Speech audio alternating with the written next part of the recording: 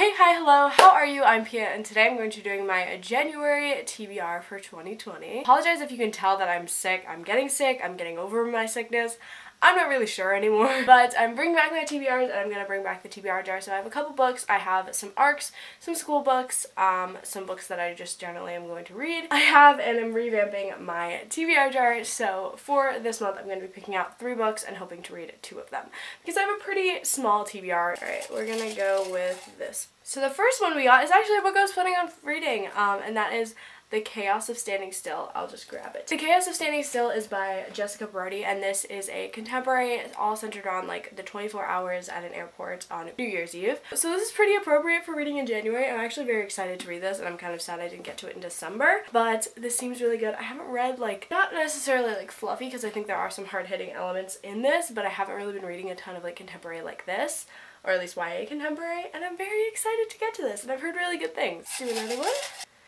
Another hard-hitting contemporary. I got How It Feels to Float. This is a book I actually only have an ARC copy of, but this is How It Feels to Float by Helena Fox, and I'm not really sure on the details of this, but I know that this is a contemporary centering around someone with mental illness, and I believe depression. I don't really know anything else about this, but just the cover, and I love mental illness books. Let's get another blue book, because apparently we have a theme. Last but not least. Okay, and I got The Handmaid's Tale. Alright, so The Handmaid's Tale by Margaret Atwood has been a book that I've been really wanting to pick up recently, because I read The Penelopiad by Margaret Atwood, and this story just interests me a lot more. The sequel just came out as well, and I'm always talking to my favorite teachers about this series, though I've never read it. So I think I might as well pick it up, and I don't know, I've kind of had a hankering for this story. Alright, so now that we have that out of the way, I'm going to go into some other things. I have my reading journal here, so I can know what I'm talking about. First off, I'm going to start with school books. So this month, I also think I have another school book to read, but I'm not 100% sure when that's due. But first I have Emma by Jane Austen. By the time I'm filming this, because I'm lazy and I had to get this read before the second, so even though I finished it. Anyway, I hate this book with a burning passion, and that's about it. Then I'm going to talk about my e-arcs that I have of NetGalley. I really want to try to prioritize them in the new year. So I have a couple that I'm really excited about. So the first book that I have off of NetGalley is Tweet Cute by Emma Lord. I hadn't heard anything about this until Chelsea Dolling Reads talked about it in one of her vlogs. I immediately put it on my list because she compared Emma Lord's writing to that of Emma Mills, who I absolutely love.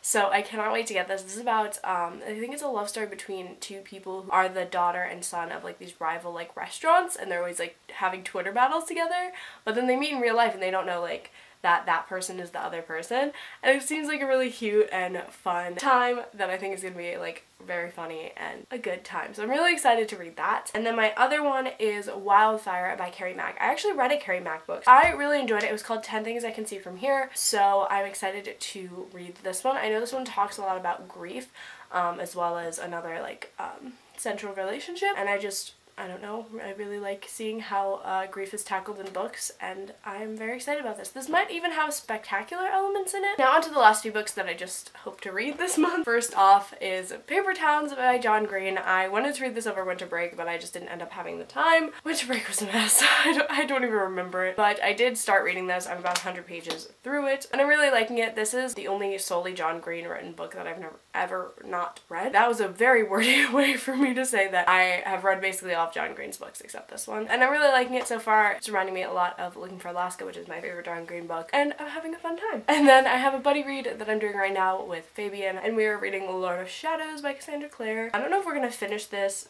month and we'll start the next book, but we're reading this book together. We're about halfway through now. We just read 100 pages and check in, and it's really fun to be reading a book with someone else. And then lastly is my favorite, I know this is gonna be my favorite of the year, and I know that's a lot to say, but I cannot. I really want to get to the Starless Sea. I started listening to this on audio, and I got this gorgeous UK edition for Christmas, and I really wanted to start it again, and I just really want to physically read it this time so that I can annotate and really get the full experience. But again, as I said, winter break was kind of a mess, and I did not end up having the time, so I'm super excited to get to this. I just know I'm gonna love it so much because I already started it and love it. Well, a weird magical society, and this guy, a lot of Strange the Dreamer vibes. It's just so intriguing and interesting, and it's about like this restricted book that he finds at the library that's like unlisted. It's just so interesting and magical and whimsical, and I love Erin Morgenstern. I loved The Night Circus, so I know that I'm going to absolutely adore this book. Anyway guys, those are all the books that I hope to read in January. Let me know if you are planning on reading any of the same ones, or if you had read any of the books I talked about in this video and how you thought about them, or what you're planning on reading in January. Anyway guys, that is all. Make sure to like, comment, subscribe, do all of the things, and I will see you in my next video. Bye!